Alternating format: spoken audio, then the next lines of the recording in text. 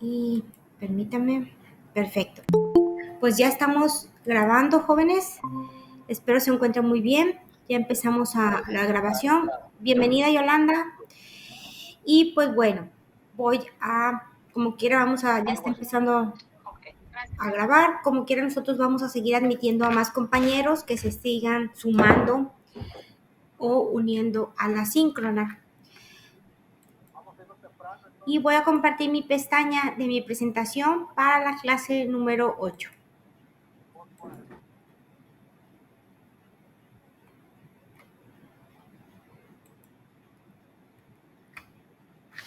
Ok. No sé si ya tuvieron oportunidad de ver esta semana el bloque.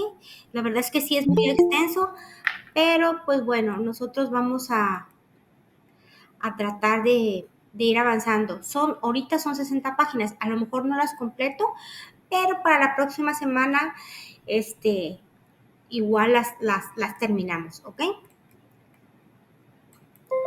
Entonces vamos a ver ahora lo que viene siendo interpretación judicial. El inciso A, que es razonamiento jurídico judicial, ¿ok? Vamos a ver un tantito. Vamos a admitir a alguien más. Ok, a Juan, muy bien. Entonces vamos de una vez a poner nuestra presentación aquí. Y vamos a ver lo que viene siendo este inciso, que es el razonamiento jurídico judicial, sus antecedentes. Dice, el estudio del razonamiento, entendido como la serie de conceptos encaminados a demostrar una cosa o a persuadir a oyentes o lectores. Encuentra su primer antecedente en los escritos de lógica de Aristóteles, quien distinguió dos tipos de razonamiento, los analíticos y los dialectos. Entonces son dos, ¿ok? Analíticos y dialectos. Los razonamientos analíticos son aquellos que parten de premisas necesarias o verdaderas y conducen por medio de inferencias válidas a conclusiones igualmente necesarias o verdaderas. En este tipo de razonamiento se utiliza el silogismo riguroso de la lógica formal, entendida como aquella parte de la filosofía, como aquella que parte, ahí yo creo que le faltó, de la filosofía que estudia los contenidos del pensamiento, según su forma, idea, juicio, raciocinio y su relación de leyes lógicas. ¿Ok? Ahora nos vamos al otro pensamiento que dice que es en cuanto al razonamiento dialéctico. Dice, la dialéctica es definida por Aristóteles como el arte que tiene por objeto señalar o razonar, enseñar a razonar metódicamente sobre toda clase de objetos mediante procedimientos simplemente probables.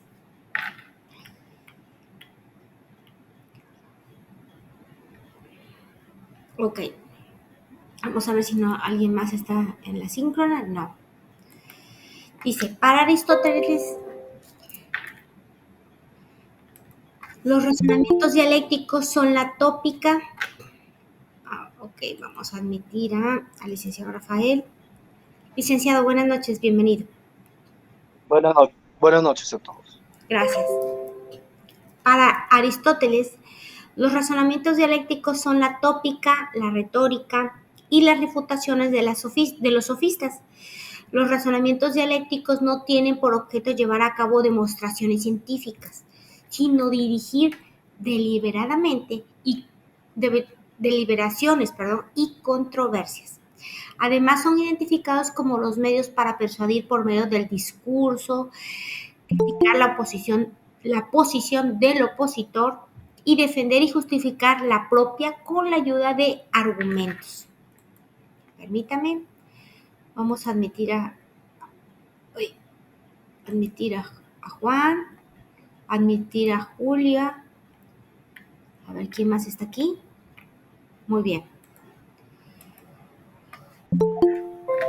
Vamos a seguir admitiendo, permítame.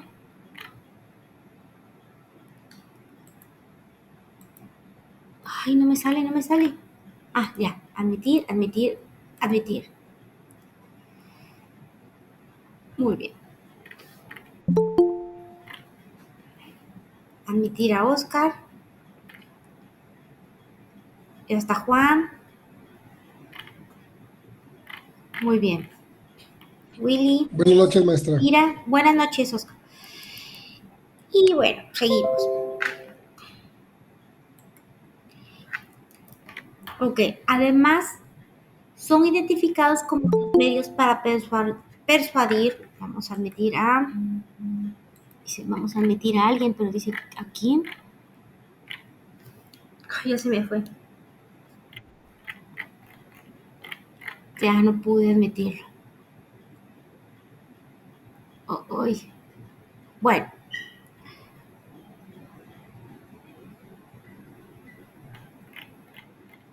No, ya no. Ok. Dice, ay. Dice, para Aristóteles los razonamientos dialécticos, bueno, ahí no me quedé, ¿verdad? Ok, son identificados como los medios para persuadir por medio del discurso, criticar la posición del opositor y defender y justificar la propia, con la ayuda de argumentos. Por ello, el razonamiento dialéctico ha sido calificado por Faso como la lógica propia del debate judicial. Fíjese bien, aquí esta es una ciencia de conocimiento que ayuda a dirigir obviamente el pensamiento y razonamiento hacia una idea específica, no propiamente científica, ¿ok? Dice, tras Aristóteles, Cicerón ocupó tema en su obra de de la invención, así como los tópicos. De esta forma, los pensamientos del filósofo griego y del jurista romano fueron transmitidos a los grandes jurisconsultos romanos, quienes resolvieron problemas jurídicos a través del método de la tópica, la dialéctica y la retórica. Y lo mismo hicieron los glosadores y comentaristas del siglo XIII y XIV, entre ellos Acurcio, Bartolo, Baldo y Mopa. La aceptación y práctica de estos métodos se extendió durante el medievo y el Renacimiento.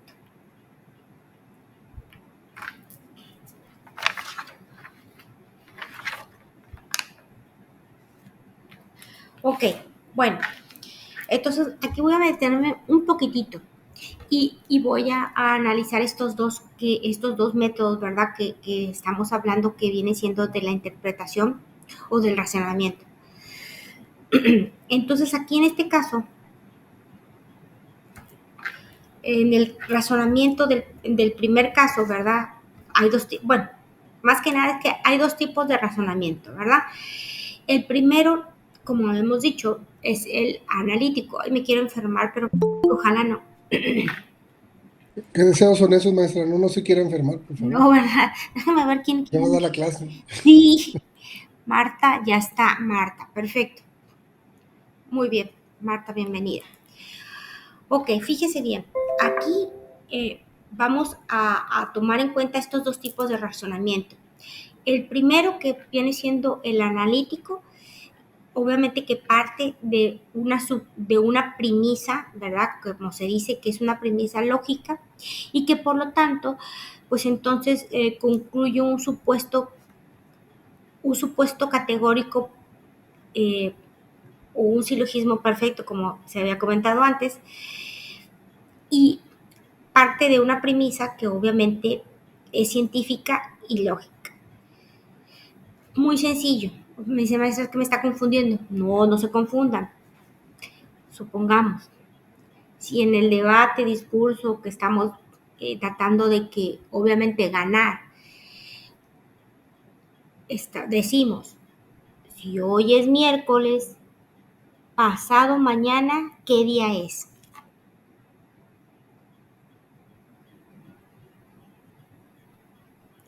¿Qué día es? Viernes. Es correcto. Entonces nosotros estamos, sí, viernes. Entonces nosotros nos estamos basando, obviamente, en un razonamiento analítico, un razonamiento en el cual obviamente parte de una lógica, ¿verdad? De enero, ¿qué sigue? Febrero, mes del amor y la amistad. Perfecto, muy bien. Entonces así estamos muy bien, ¿verdad? Ya entendimos el primero, ¿verdad? El primer método. Ahora, en el otro, a ver, vamos a... ¿Alguien escribió algo? Ah, sí, Juan. Oscar, todo muy bien, perfecto, no pasa nada. Ok, entonces ahora nos vamos al segundo método. Vamos a admitir a alguien. Esto es más que nada para que les quede claro.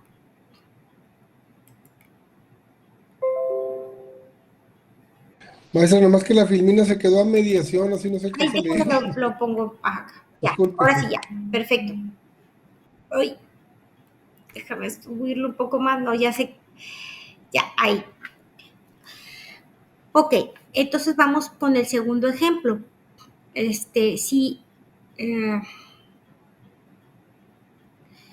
bueno, otro ejemplo. También un poquito más allegado, porque si alguien me preguntó, es que me escribió y no entendió. Y bueno, gracias a él voy a poner este ejemplo y me dio mucho gusto porque quiere decir que alguien leyó esto antes de dar la clase. Y eso sí me dio mucho gusto. Si un hombre no reconoce la paternidad, pero mediante una prueba de ADN se muestra que obviamente, contrario a lo que él dice, pues obviamente lo obliga al cumplimiento de esta, o pues sí, se puede decir que de esta obligación, ¿verdad? De dar alimento, entre otros aspectos, ¿verdad? Ya un poquito ya aterrizando y no decir de que si hoy es miércoles, en 2 días, ¿qué día son? Que 2 días más, ¿qué días? O pasado mañana, ¿qué día es? Pues viernes, ¿verdad? Entonces, bueno, esto viene siendo el razonamiento, el primer razonamiento analítico. Ahora nos vamos a lo que viene el razonamiento, que es el dialéctico o método dialéctico. Ok, este método practicado por este tipo de razonamiento retórico y de refutaciones, más que nada es para convencer de una forma, van a convencer de una forma también razonada, ¿ok? No quiere decir que no va a estar razonada. Ahí vamos a admitir a Susi. Ok. Alba. Ok, muy bien. Ok. Entonces, en este tipo de razonamiento que ya vamos a ver el dialéctico está obviamente también eh, practicado por el razonamiento de tipo retórico, como les había yo comentado, y de refutaciones. ¿De qué manera? Pues bueno, yo de alguna manera voy a convencer eh, algo de forma que, de forma razonada. Por ejemplo, si a una persona se le acusa de un robo de un automóvil y si su defensa demuestra que esta persona se encontraba en una hora y un lugar diferente al momento en que pasaron los hechos, pues obviamente ya se está comprobando ahí que obviamente no hubo manera de que esta persona pues robara ese automóvil, ¿verdad? Entonces, pero pues obviamente hay que, hay que hacerlo de manera convincente, razonada, ¿verdad? Eh, y obviamente seguros, ¿verdad? De lo que se está planteando en ese momento. ¿Ok? Entonces, pues son probabilidades, ¿verdad? Que pasan y obviamente viene siendo una reconstrucción de hechos, lo que se está haciendo más que nada en este método de la dialéctica, que viene siendo pues obviamente un razonamiento dialéctico.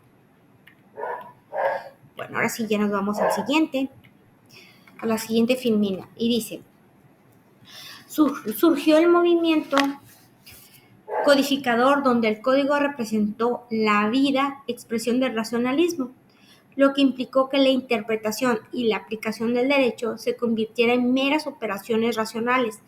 De esta forma, la tópica y las técnicas argumentativas para persuadir dejaron de ser los medios de resolución de casos concretos.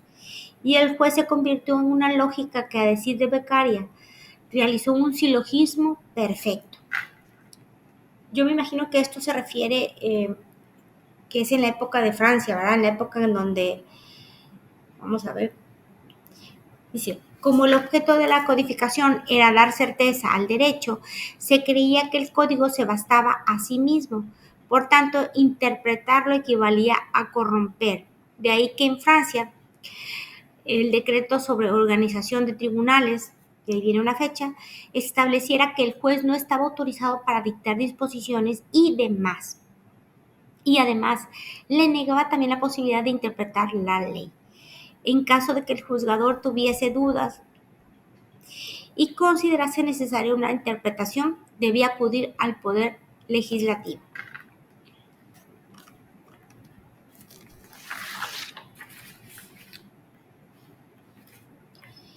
Que es lo que yo les había comentado la clase pasada, que ahí el juez solamente tenía que acatar lo que venía tal cual en la ley, ¿verdad? No tenía por qué razonar, no tenía por qué intuir, nada. Dice, durante los siglos XVII y XVIII predominó en la interpretación el dogma de la razón, tanto en el positivismo como en el justnaturalismo. Dice, el ejemplo más claro de lo anterior se ubica nuevamente en Francia, en el método seguido por las escuelas de la exégesis, basado en dos ideas de Albrecht.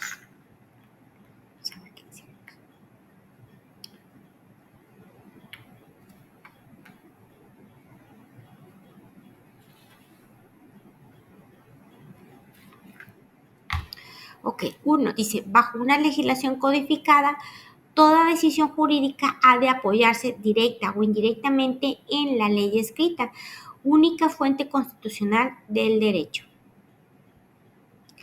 Y dos, la conversión de reglas jurídicas en decisiones jurídicas tiene lugar mediante la aplicación de una lógica deductiva formal que parte de ciertos conceptos jurídicos sustantivos de carácter abstracto como elementos para la tarea de construcción jurídica. Esto está perfecto para que ustedes vean una película que está en HBO acerca en la época de los 70, cómo muchas leyes, se derogaron más de 200 leyes en Estados Unidos que pues ya no eran factibles. Entonces, bueno, me gustaría que la pudieran ver. No me acuerdo ahorita de esa película, pero... ¿El nombre no se acuerda, maestra? No, pero está súper genial. Sale el actor, sale un actor que salió en... Él salió en... ¿Cuál es el trama de la película, maestra? Es una pareja, es una abogada en los años... que ella estudió en los años 50, leyes en Harvard. Y obviamente pues sufrió mucha discriminación porque pues obviamente no se permitía que estudiaran leyes esas pues mujeres más que nada. Su esposo también estaba estudiando en ese momento también la carrera. Pasando los años, en los años 70, pasan los años y hay una ley en donde una ley fiscal en donde no aplica a este señor y no le hacen deducciones. ¿Pero por qué? Porque el cuidador, en vez de ser mujer, es hombre. Y él dice, ¿pero por qué? ¿Por qué no me quieren dar, deducir esto? A lo mejor me estoy alargando, pero está muy buena la película. Y ustedes ahí se van a dar cuenta de cómo las leyes realmente, hasta que no te das ahora así como te empapas y dices esto no, hay que modificar. Está en HBO, creo que sale el actor que sale en El Soldado, El Llanero Solitario, un actor. Ya la encontré. Se llama La Voz de la Igualdad, maestra. Excelente, sí. véanla, me encantó. La verdad es de que está muy buena. Y realmente no se trata tanto de la mujer, sino del género en sí, porque ella está am, representando a un hombre, pero lo están discriminando por el simple hecho de que es un cuidador hombre y no una cuidadora mujer. Pero pues obviamente las leyes ahí eh, tienen que verla, no se las voy a contar, mejor léanla, está muy buena, ¿ok? Bueno, Muy bien. ya leí, perdón, ya les Perdón, maestra, voy a ver si puedo sí, descargarla, subirla a una nube Ahí. y ahí a ver si en la próxima clase subo el link para que la descargue. sí, la verdad es que está muy bien, me gustó mucho, este, ¿Se derogaron cuántas leyes, dijo maestra? Un montón de leyes, ¿verdad? ahí sí, muchas, de hecho, En un periodo. el otro despacho lo que hizo fue ir directamente, pidió obviamente para que ellos no pudieran ver las leyes, o sea, porque ellos tenían una cantidad de leyes, pero eh, había muchas más, pero bueno, eso ya está al final. O sea, realmente lo que quiero decir es que para que ustedes vean todo el peregrinar de esta familia o de esta abogada, cómo lo hizo, porque realmente ella no litigaba. El que litigaba es su esposo. Ella era maestra. Es- Mm. pero, pero sí me gustaría que lo vieran. Está muy, muy buena la película. Ok, entonces vamos en la 2. Esta ya dice la conversión de reglas jurídicas. Maestra, perdón. ¿Qué le parece si le damos medio punto a Juan si consigue la Sí, liga de la la verdad que sí, película? ese me vio. Medio puntote. Sí, medio Ya la estoy buscando, no se preocupen. Eso. Casi no soy pirata. Ah, muy bien, Juan. Muy bien. Ok, y dice, la conversión de reglas jurídicas en decisiones jurídicas tiene lugar mediante la aplicación de una lógica deductiva formal, que parte de ciertos conceptos jurídicos sustantivos de carácter abstracto como elementos para tarea de construcción jurídica. Obviamente se tienen que analizar todos los elementos, ¿verdad? Precisamente para ver si esas leyes pueden aplicarse o no al momento histórico que se estaba viviendo en ese momento, que es lo que pasó en lo que la situación de esa película. ¿Okay? Dice, en 1852, el inglés Richard M. Hare, a través de su libro El lenguaje de la moral, comenzó el desarrollo de un método adecuado para la lógica del lenguaje de la moral, que de alguna manera puede considerarse el antecedente inmediato de la tarea que emprenderían más adelante las corrientes antiformalistas.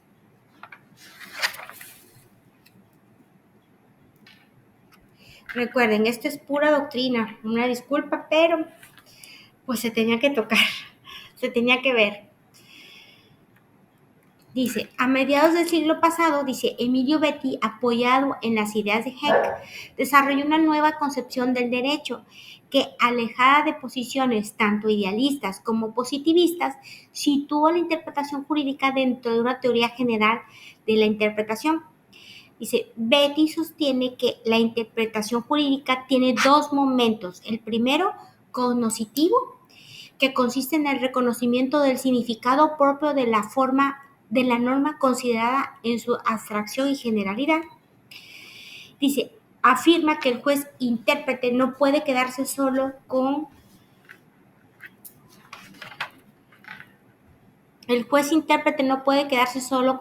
el sentido originario de la norma, sino que debe ir más allá, debe llevar a cabo una función normativa, es decir, especificar e integrar el precepto que se interpreta, a fin de obtener máximas de decisión y de acción práctica.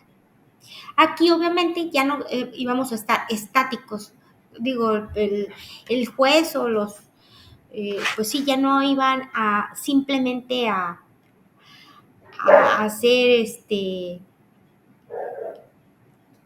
pues se puede decir que acatar y nada más obedecer, sino que ahí iba a ser un poquito más una función, como dice, una función más, más normativa. Más que nada, sí, ya es que seguir investigando, seguir investigando, seguir investigando y seguir investigando.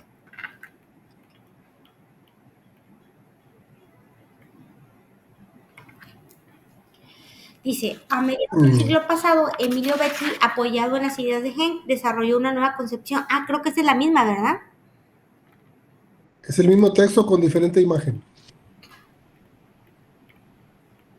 Una disculpa. Ok. Dice, gracias a la magnífica aportación de Emilio Betti, quien preparó el camino y motivó a futuras investigaciones en torno a la interpretación judicial, al identificar en un solo proceso interpretativo dos momentos con objetivos y resultados independientes, pero que necesariamente se complementan en forma inescindible. A ver qué más tengo aquí.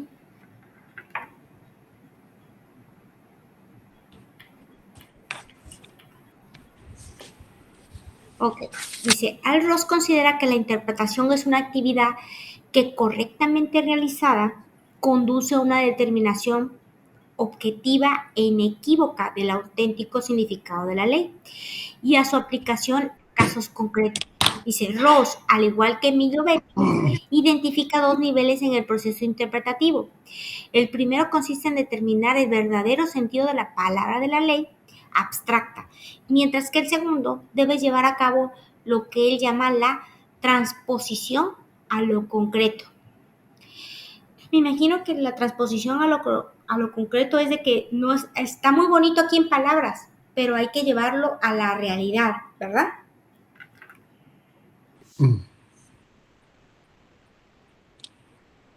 Ok. Dice, el pensamiento de estos autores motivó ulteriores estudios al respecto como los de Luis Recances Chises, quien en su nueva filosofía de la interpretación del derecho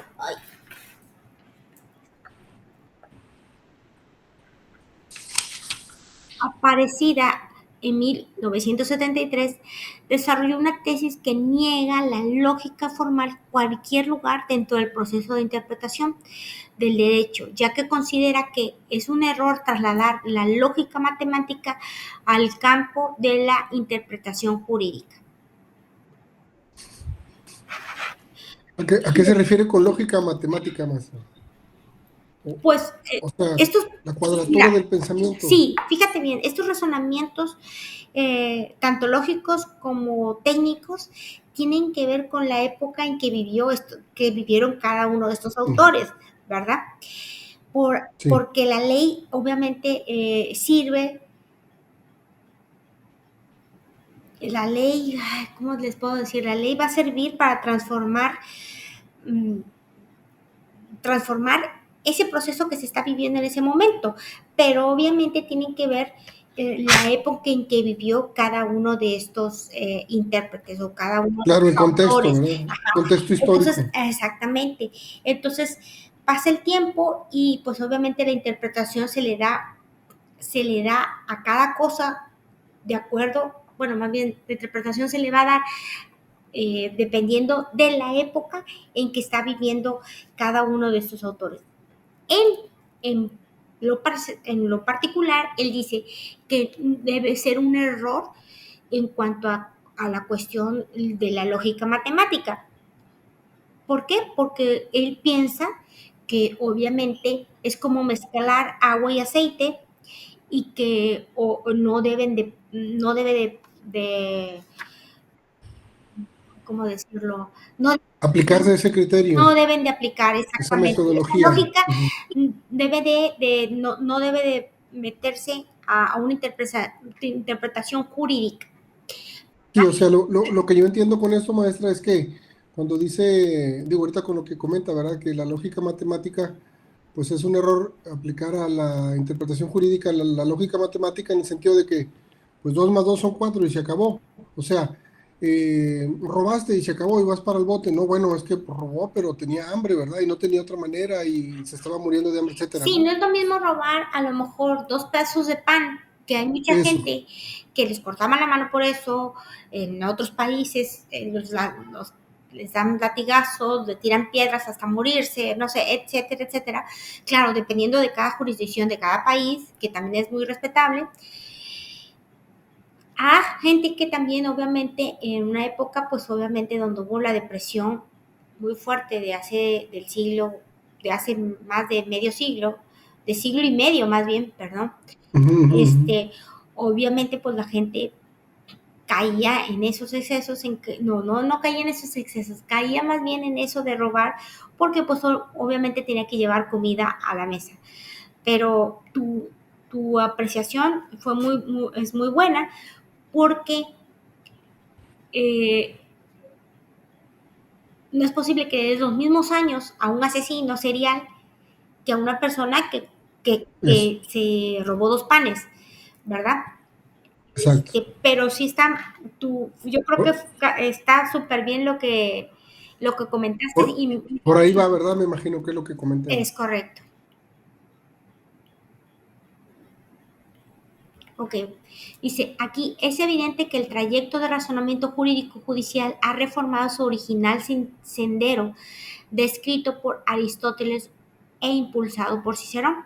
Acuérdense, uno griego y el otro romano. Después de haber permanecido aprisionado por el dominio del dogma del razonamiento científico.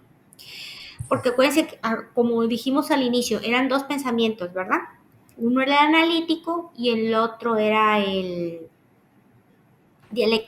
dialéctico.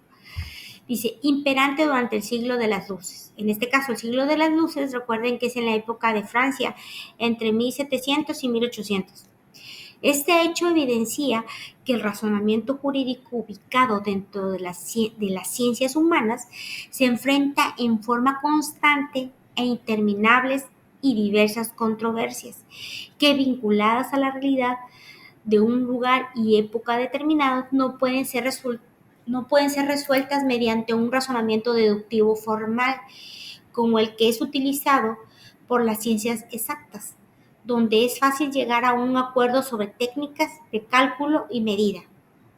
Ya nos resolvieron la pregunta. Entonces, fíjense bien, una técnica, como tú dijiste, 2 más 2 es 4, pues llegamos a un resultado súper fácil y rápido, porque 2 más 2 es 4. Pero si le ponemos a esto, obviamente, otra perspectiva que no sea de cálculo, pues obviamente sí vamos a batallar, porque pues no todo tiene que ser una deducción matemática. Okay. Ok, el vínculo, el vínculo entre el lenguaje y el razonamiento jurídico-judicial se manifiesta mediante el empleo de argumentos jurídicos que necesariamente deben ser expresados en forma lógica y coherente, situación en la que se identifica el uso correcto de la lógica dentro del razonamiento judicial.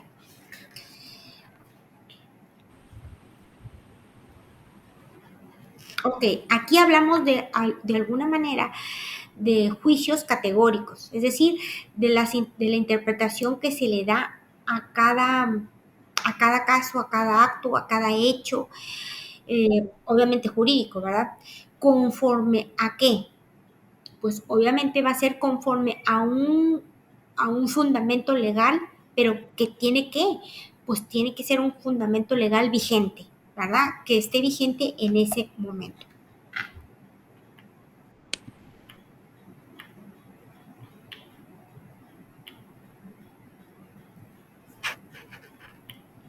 Ok, nos vamos ahora a la interpretación judicial.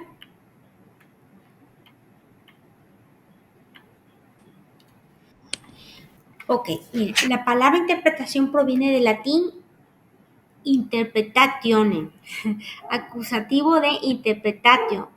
Bueno, la palabra realmente es acción o efecto de interpretar, dice explicación, traducción. Dice, a su vez, interpretatio deriva del verbo interpretor, aris, servir de intermediario, venir en ayuda de, así como explicar. Además de las acepciones arriba indicadas, puede significar también aclarar el sentido de o entender de cierta manera. Y de la misma raíz, intérprete, negociador, intérprete, explicador, traductor o mediador. Ok. Bueno, no sé si aquí hacer un alto y explicarles un poquito así.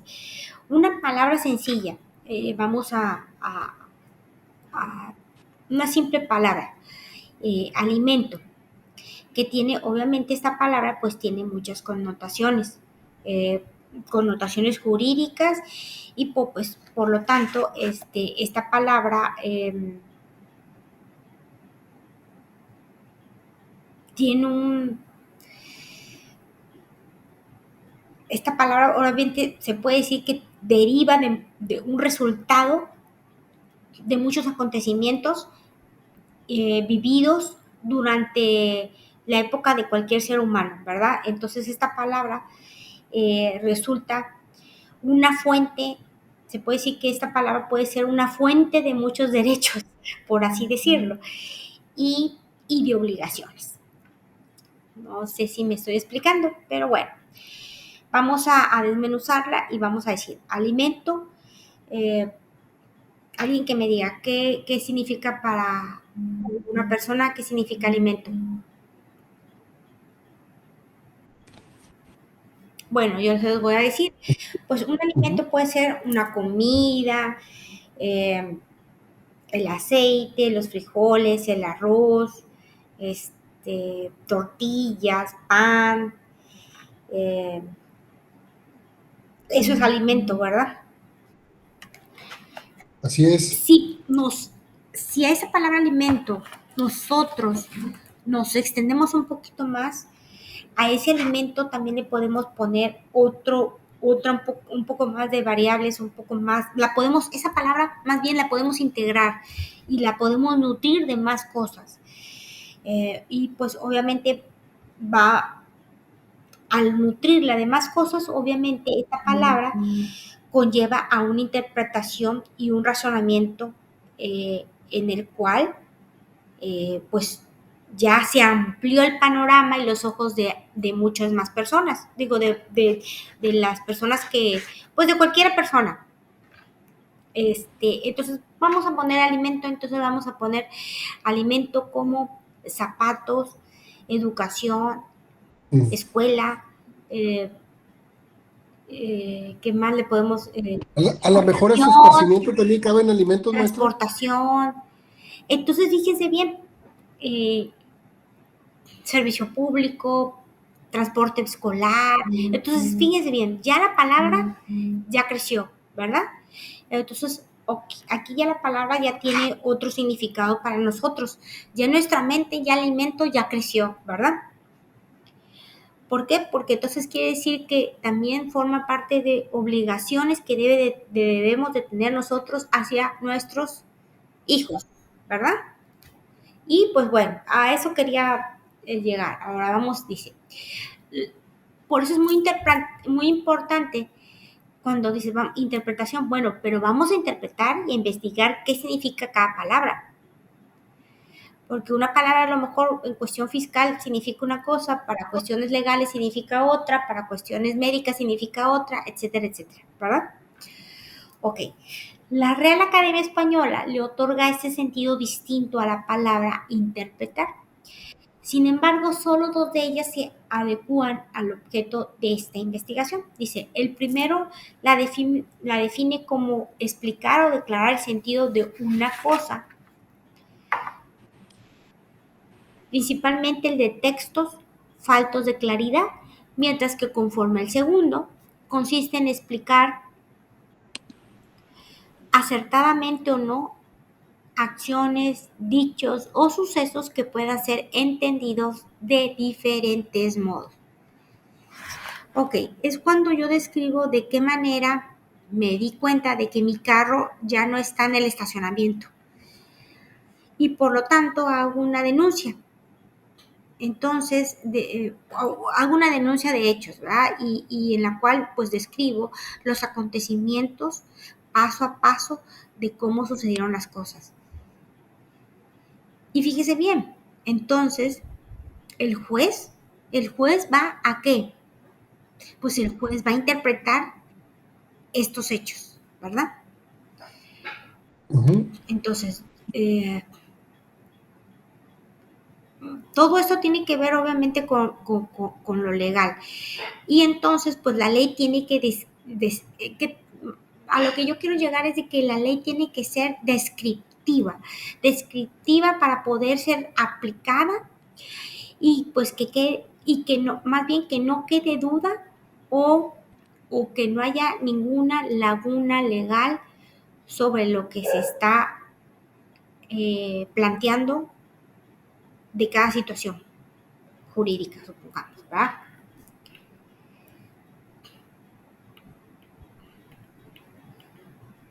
Seguimos, es la misma. Ahora nos vamos a lo que es el concepto. Dice, la interpretación judicial, también conocida como interpretación usual, es aquella que lleva a cabo los órganos jurisdiccionales como actividad necesaria y previa para la correcta aplicación del derecho. Puede hablarse de un sentido amplio y de un sentido estricto de la actividad interpretativa. En el primero de ellos, interpretar consiste en asignar significado a expresiones de lengua jurídico. De esta forma toca al intérprete establecer qué es lo que dice una expresión jurídica cualquiera, mientras que en el segundo, interpretar consiste en determinar el sentido de una expresión jurídica dudosa. Por lo tanto, interpretar en sentido estricto consiste en aclarar lo que dice dicha expresión o escoger entre significados enfrentados.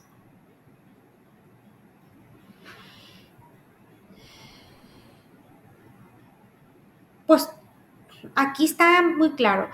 Más que nada aquí el juez, obviamente, tiene que interpretar los hechos.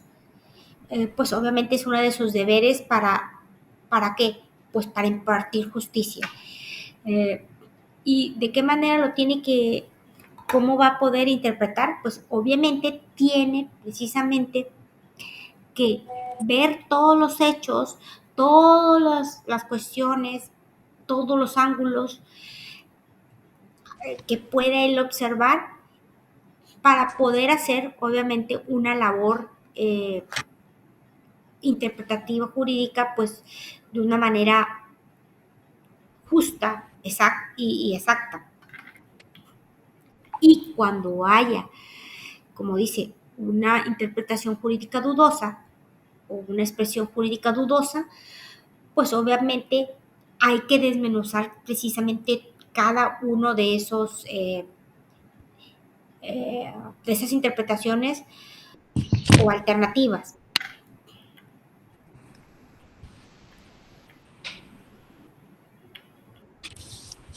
Ok. La actividad efectuada por el operador jurídico, en este caso es el juez, tanto en sentido amplio como en sentido estricto, es considerada un quehacer intelectual. Sin embargo, la interpretación en sentido estricto debe ser entendida como una actividad humana en la que intervienen tanto los conocimientos jurídicos como la voluntad del intérprete, ya que este, en último término, es quien elige una entre diversas posibles soluciones que se presentan como alternativas. Ok, fíjense bien. Es básicamente llenar vacíos legales, ¿verdad? A- a, em, Llenar vacíos legales, ¿para qué? Precisamente para llegar a la verdad. Hay vacíos en la ley. Ello hace que, pues obviamente, interpretar y tratar de llegar a una verdad específica, pues obviamente nos cueste, pero pues mediante las leyes que se van transformando, obviamente, como les había yo comentado, conforme pasa el tiempo, pues obviamente a veces leyes pueden ser transformadas, esas leyes pueden ser transformadas en el futuro. ¿Mediante qué? pues mediante el poder legislativo, ¿verdad? Así de simple, pero no es tan fácil llegar a eso, porque pues obviamente, como les había yo comentado antes, aquí va la sociedad y hasta acá van las leyes. O sea, yo me acuerdo que sí que, y de hecho no me va a negar el licenciado Rafael Rodríguez, como él me lo comentó, las leyes van a veces atrasadas hasta por 15, 20 años y la sociedad está aquí y las leyes aún no se han modificado. Que es lo que les comenté yo de la película, ¿verdad? Que ojalá puedan verla. Bueno,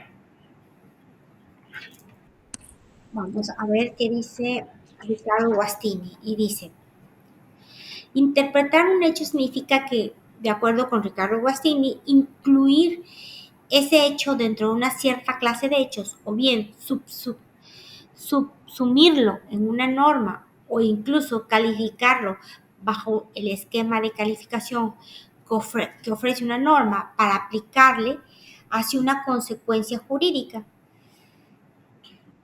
Una sanción, como pone aquí un ejemplo, dice que esa norma prevé.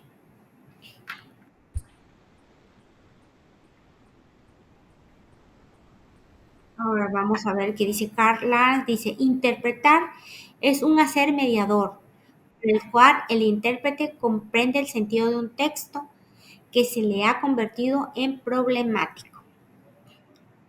Otro dice, lo anterior significa que el intérprete debe buscar entre el universo normativo las normas pertinentes para aplicarlas al caso concreto.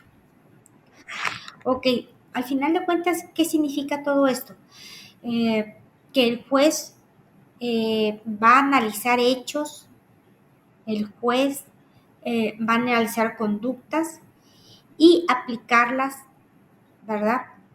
Pero las va a aplicar conforme a las leyes que están en ese momento vigentes o a los artículos que sancionan, ¿verdad?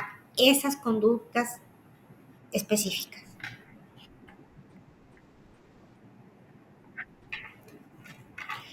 Dice, cabe señalar que la interpretación judicial como actividad intelectual queda completamente plasmada en la sentencia decisoria que dictan los órganos jurisdiccionales, resultado final de dicha actividad. Dice, dentro de las sentencias se encuentran incluidos, dice, los siguientes elementos que el juez toma en consideración para elaborar las palabras de la legislación aplicable invocada, el caso denunciado, las interpretaciones proporcionadas por cada una de las partes, las reglas procesales que deben observarse, las orientaciones doctrinales y jurisdiccionales, las expectativas de justicia de la conciencia social y finalmente el convencimiento del propio juez que deba ser libre. Convencer al juez de que, pues oye, al panadero de que me robó 2 panes, pero el juez obviamente debe de estar convencido que realmente él está aplicando bien la ley, o sea, si se le hace justo o no justo 5 años o 2 años o no sé cuántos años por robar esos 2 pedazos de pan, supongamos. Es un ejemplo.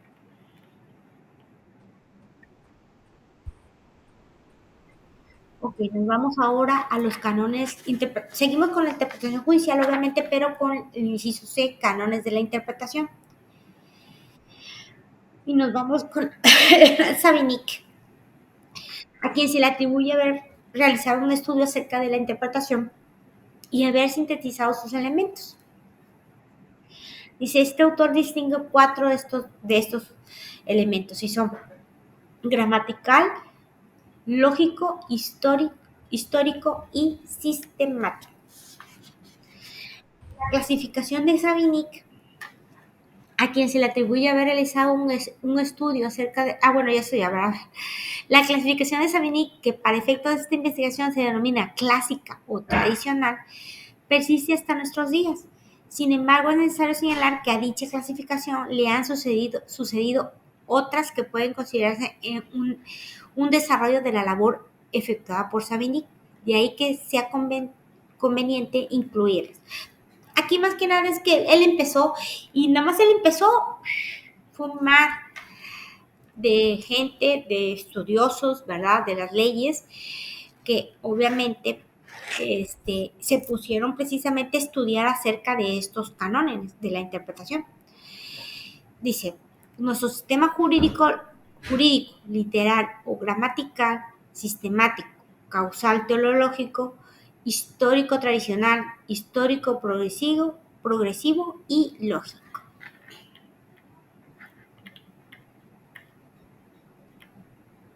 Y nos vamos a los criterios.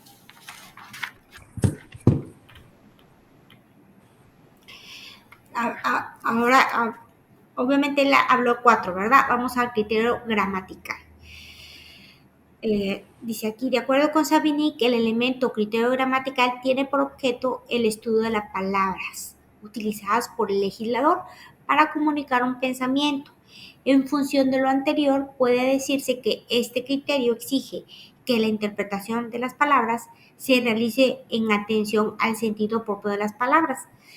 Dice, Karl Arens identifica este criterio bajo el nombre de sentido literal y lo entiende como el significado de un término o de una unión de palabras en el uso general del lenguaje, o en caso de que sea constante un tal uso en el uso especial del lenguaje de quien habla. Como les había comentado anteriormente, ¿verdad? Como la palabra alimento, que fue lo que habíamos visto anteriormente. Entonces, ahora sí, alimento. Ahora, ustedes díganme, ¿ustedes qué piensan? ¿La palabra alimento ya en su mente ya creció un poquito más o no? Ya no es frijoles ni arroz. ¿Ahora qué es?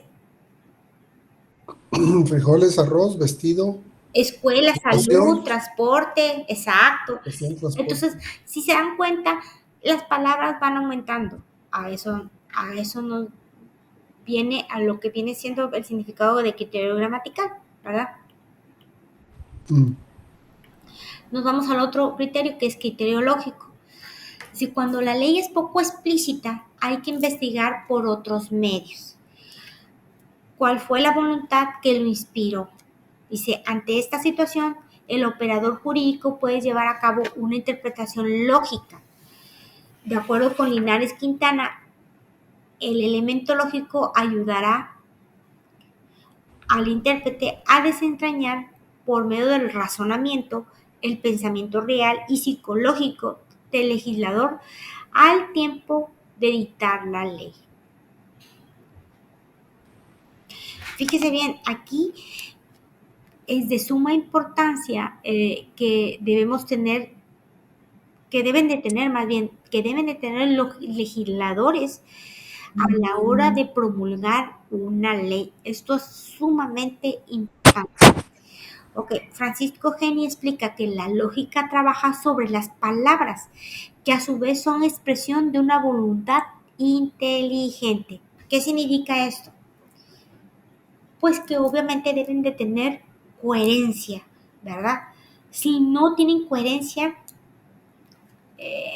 no pueden seguir, no pueden existir. Pero aunque no lo crean, hay leyes que existen y no son nada coherentes y no las quitan. Por eso es importante a ver si pueden ver la película. Ok. Ahora nos vamos al criterio histórico. Ok. El elemento histórico dentro del proceso interpretativo, a decir de Savigny, cumple la función de conocer el estado del derecho existente sobre una determinada materia en la época en la que la ley ha sido dada. Ok, dice Hans-Gerd Gadamer considera que el elemento histórico es pieza fundamental de la hermenéutica jurídica, ya que la condición histórica de la ley que se interpreta permite comprenderla y constatar. Yo creo que ha de ser constatar. No, constatar con el presente. Ahí me lo checan, perdónenme. Lo que a su vez representa el vehículo para proyectar la ley hacia el futuro. En términos más sencillos, el texto histórico quedaría sin sentido si no existe alguna ley, si no existiera alguien que lo reviviera al momento presente. En consecuencia, comprender un texto es referirlo a un presente dado y recuperarlo para el momento histórico de su efectiva comprensión. Ok, fíjese bien. Esto significa que esta ley actualmente está derogada, ¿verdad? Pero era aplicable a dicha época. Y en esa época, pues obviamente, pues era válida, ¿verdad? Esa ley era válida. ¿Sabes qué? Tú tienes que pagar por cada ventana que hay en tu casa. Entonces las casas, pues obviamente nada más tienen una ventanita o ninguna. ¿Por qué? ¿Por qué motivo creen que pasaba eso? Pues Pues para pagar menos impuestos, ¿no? es correcto, pues no voy a pagar esos impuestos.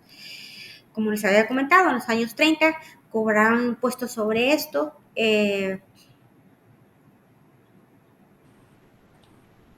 Pues bueno, ¿qué otro ejemplo les puedo dar?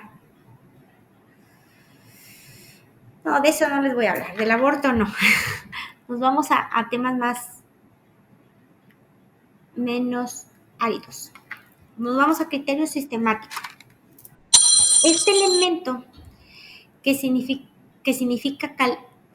Savigny califica de esencial en el proceso interpretativo fue omitido por conceptos del derecho romano. Dice, de ello se tiene conocimiento gracias al estudio efectuado por el propio Savigny, quien a su vez tiene que para poder apreciar por completo el pensamiento del legislador. ¿Quieres que te lo pase? Vamos a ponerle tantito mucho Ok, te la paso. Estoy en clase, güey. Ya quedó. Dice, no es suficiente con... Oscar, ¿tienes tu micrófono prendido? Ya le quité, ya le puse mute. No es suficiente contar con un conocimiento histórico de la legislación, sino que es necesario que nos expliquemos claramente la acción ejercida por la ley sobre el sistema general del derecho y el lugar en que aquella época, no más bien, el lugar en que aquella ocupa en este sistema. Ok, dice Geni, aunque no se refiere expresamente a este criterio como sistemático, porque acuérdense lo que les dije, esta clasificación es de Savigny, pero gracias a Savigny, pues todo el mundo empezó a hacer también sus criterios, ¿verdad? O sus cánones, o sea, sobre la interpretación. Geni, aunque no se refiere expresamente a este criterio como sistemático, considera que el intérprete no debe olvidar que cada disposición legal tiene que ser considerada en su relación con las demás normas. Dice, como la parte de un todo. De acuerdo con este autor, la utilidad de este criterio en el proceso interpretativo radica en evitar contradicciones entre normas de una misma legislación u ordenamiento. Aquí más que nada, así nada más para llegar al punto medular, es que la ley debe aplicarse a un caso concreto, así, ¿verdad? No debe de anteponerse. A eso es más que nada el criterio sistemático, ¿ok? Cuando se habla acerca del criterio lógico, debe mencionarse que algunos autores encuentran cierta similitud entre dicho criterio y el sistemático. No obstante, después de conocer cómo define la doctrina al método sistemático, puede afirmarse que ambos criterios cuentan con características muy peculiares que las distinguen.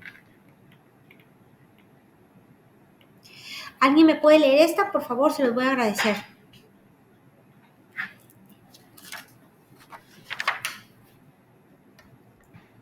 Ok, maestra, si quiere yo. Muchas gracias. A ver, ahí voy. Sí. Dice... Sí la logras ver, ¿verdad? Criterio Sí, que dice criterio de conformidad, ¿verdad? Sí, gracias. Dice, los criterios interpretativos se presentan en ocasiones como técnicas argumentativas y constituyen especificaciones del criterio sistemático, los cuales quedan enumerados de la siguiente manera. 1. Criterio de conformidad con la Constitución. Este criterio exige que toda interpretación considere la norma fundamental de un determinado país. Su importancia es capital para el criterio interpretativo sistemático, que considera no solo la Constitución, sino también el resto de las normas que conforman el ordenamiento jurídico de un país. 2. Sí se escucha, ¿verdad? Bueno. Sí, sí se Maestra. escucha, perfecto, sí se escucha muy bien. Ok.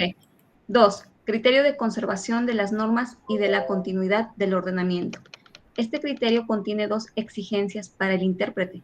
Por un lado, la conservación de las normas, que tiene la función de exigir que la actividad interpretativa agote todas las interpretaciones posibles antes de invalidar una norma, y el de la continuidad del ordenamiento, que le obliga a intentar una interpretación del enunciado que no lo invalide. 3. Criterio de la plenitud.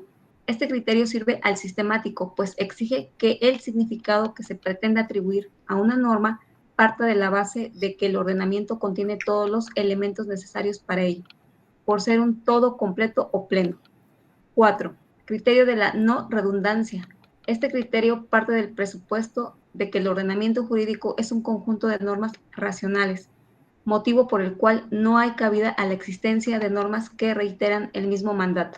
5. Criterio analógico.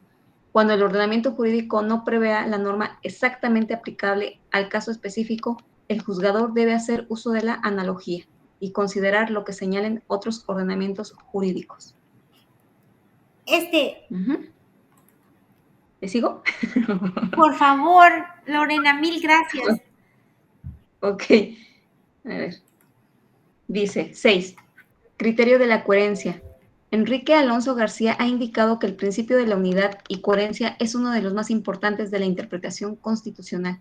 Este criterio propugna que todas las normas se interpreten de modo tal que se evite su contradicción con otras normas constitucionales.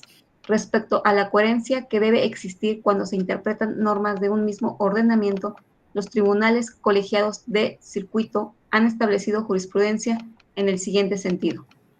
Interpretación de normas de un mismo ordenamiento legal.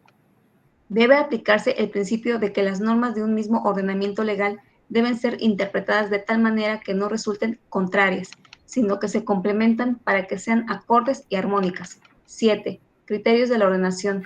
Bajo esta denominación se contienen 3 criterios de interpretación que operan sobre la base del criterio sistemático. Para resolver antinomanías o contradicciones, estos son el criterio jerárquico, el de especialidad y el cronológico. 17. El primero se identifica con el principio de jerarquía, que consiste en otorgar a determinadas normas mayor fuerza imperativa, es decir, cuando se suscite la incompatibilidad entre dos normas, prevalecerá la de mayor rango jerárquico. Aquí. ¿Ok? Usted me dice cuando ya, maestra. Sí, también, por favor. Claro. El criterio cronológico sostiene que, cuando existan dos normas incompatibles, deberá prevalecer aquella que ha entrado en vigor con posterioridad. El sistema jurídico mexicano reconoce el criterio cronológico a través del artículo 9 del Código Civil Federal. La ley solo queda abrogada o derogada por otra posterior que así lo declare expresadamente, o que contenga disposiciones total o parcialmente incompatibles con la ley anterior. Por otra parte, el criterio de especialidad sostiene que entre dos normas incompatibles prevalece aquella que es especial, es decir, aquella que se refiere más exactamente al punto en conflicto. A este principio también se le conoce bajo el aforismo ley specialis derogat generali, es decir, la norma especial deroga a la general. Esta última. Claro. 8. Criterio de reducción al absurdo, también denominado apogógico. De acuerdo con Giovanni Tarello, este criterio se utiliza para justificar el rechazo a la atribución de significado de un enunciado jurídico por las consecuencias absurdas que acarrearía. El problema fundamental de este argumento explican Javier Esquiaga y Rafael de Asís Roig es establecer el parámetro que permita determinar qué es absurdo. 9. Criterio de la naturaleza de las cosas. Este criterio se considera una especificación del criterio teleológico. Sugiere que la interpretación sistemática de un enunciado jurídico se realice en atención a la esencia de la norma o de la institución a la cual se refiere. Es decir, el intérprete debe encontrar la naturaleza de lo que interpreta dentro del ordenamiento jurídico. 10. Criterio de contrapeso. Este criterio permite que un enunciado normativo sea interpretado en atención a los valores y bienes constitucionales. A decir de Rafael de Asís Roig, una variante es el criterio de razonabilidad, que permite dar a un enunciado normativo un significado distinto al ya dado con anterioridad, de acuerdo con su proyección material y siempre que la nueva interpretación posea una justificación razonable. 11. Criterio de razón mayor o argumento a fortiori. Este criterio argumentativo ayuda al intérprete a justificar la interpretación extensiva de un enunciado jurídico, toda vez que, mediante él, el intérprete puede incluir en sus términos aparentemente referidos a un único sujeto o clase de sujetos, otros sujetos o clases o bien otros comportamientos o clases de comportamientos. Lorena, te lo agradezco mucho. Muy, muy bien. De nada, Te maestra. lo agradezco, la verdad. A servirle. Miren,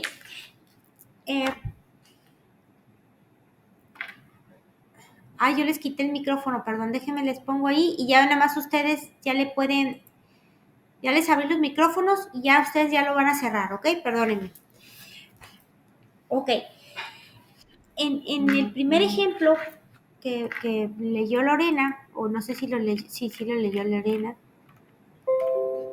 yo quería preguntar, dice, criterios de conformidad de la Constitución, y yo pregunté acerca de este ejemplo, y muy sencillo, me dice, miren, hubo un matrimonio, en aquel entonces, matrimonio, no, específicamente no sé de qué parte, pero era eran árabes, de descendencia árabe, y el señor lo único que quería era de que, tipo, como que su esposo le había hecho una ofensa, y esa ofensa era, pues, obviamente, causarle daño a ella. No, más bien, le hizo una ofensa y, pues, obviamente, era causarle, lo que quería era, pues, causarle daño físico a la señora. Pero acá, este tipo de cosas, pues, no suelen suceder, ¿verdad? O sea, y, pues, obviamente, la señora pudo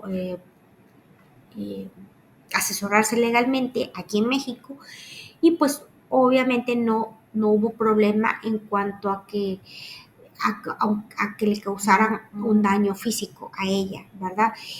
Porque él solamente tenía la duda pero no había un hecho concreto de que realmente la señora le hubiera faltado al señor. O simplemente lo único que quería el señor a lo mejor era pues volverse a casar, no sé. Entonces, bueno, ese es un caso específico. ¿Por qué? Porque pues en nuestro país, pues en nuestra constitución, pues no se permite tirar piedras a nadie, ni lastimar, ni mucho menos. Simplemente, ¿qué pasa? Pues te divorcias y ya. A lo mejor el ejemplo está un poco muy X, pero espero lo hayan comprendido. Y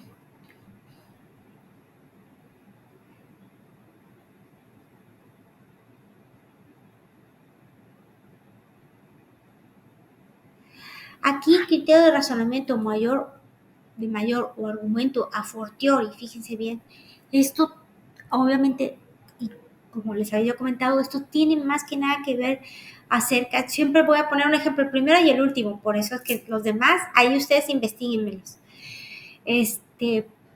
Aquí es, obviamente, de la interpretación. Cuando nosotros vamos a a dar nuestros hechos de cómo sucedieron más bien sí, pues vamos a exponer nuestro caso, un caso específico, ¿no? Pues me robaron así, Yo tengo que dar la mayor explicación posible de lo que mi mente o mis ojos pudieron observar en ese momento. ¿Para qué? Para que obviamente poder yo recuperar lo que me pudieron haber robado, etcétera, etcétera. Entonces aquí, obviamente yo tengo que ser muy, muy clara, muy precisa, para que obviamente el intérprete vea y razone todos los hechos que se están planteando, que se plantean en ese momento. Ok, nos vamos a los resultados de la interpretación. No vamos a ir muy lejos. Yo creo que nos vamos a quedar en la página 40 y hasta ahí seguimos, ¿ok? Ahí nos vamos a quedar. Dice, después de ser interpretada, una norma no vuelve a ser la misma.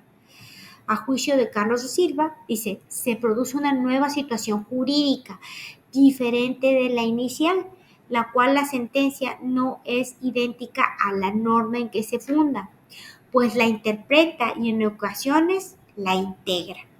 Es decir, el sentido de la norma puede ser aclarado, restringido, ampliado o modificado, lo que justifica ocupar este espacio para hablar, lo que nos justifica este espacio para hablar acerca de las normas de la interpretación judicial, que doctrinalmente pueden clasificarse de la siguiente manera.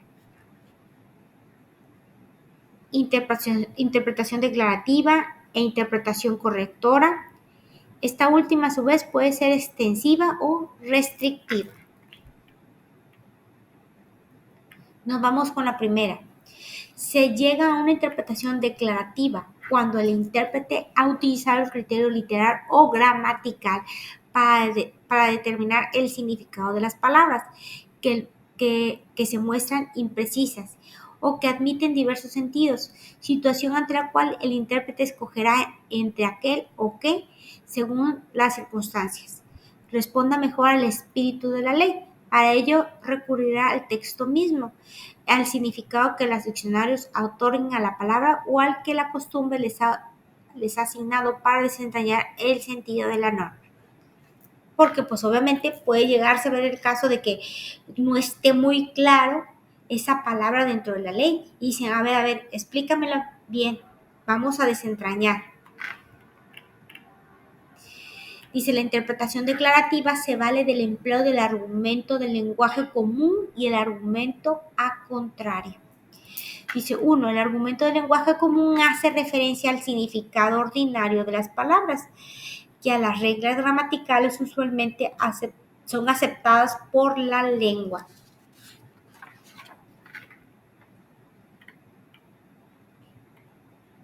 Ok, Ricardo Guastini explica los 3 tipos de expresiones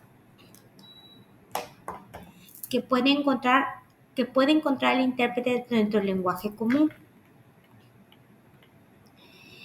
Y son A. Expresiones pertenecientes al lenguaje ordinario. B. Expresiones del lenguaje ordinario que se han tecnificado en el discurso jurídico y han adquirido un significado distinto del ordinario. Es decir, que ya esa palabra ya es más extensa, ya jurídicamente ya significa otra cosa, ¿verdad? Y C. Expresiones pertenecientes a un lenguaje técnico. Es decir, un lenguaje ya es muy específico, como que un lenguaje a lo mejor de un ingeniero civil, que de un arquitecto, no sé, palabras así muy que plotter y cosas así, a mí no sé qué significa eso, palabras ya muy específicas. Y 2, el argumento a contrario como argumento interpretativo. Dice, a decir de Eduardo García Maínez, el argumento contrario surge cuando un texto legal encierra una solución restrictiva. En relación con el caso que se refiere, puede inferir que los no comprendidos en ella deben ser objeto de una solución contraria.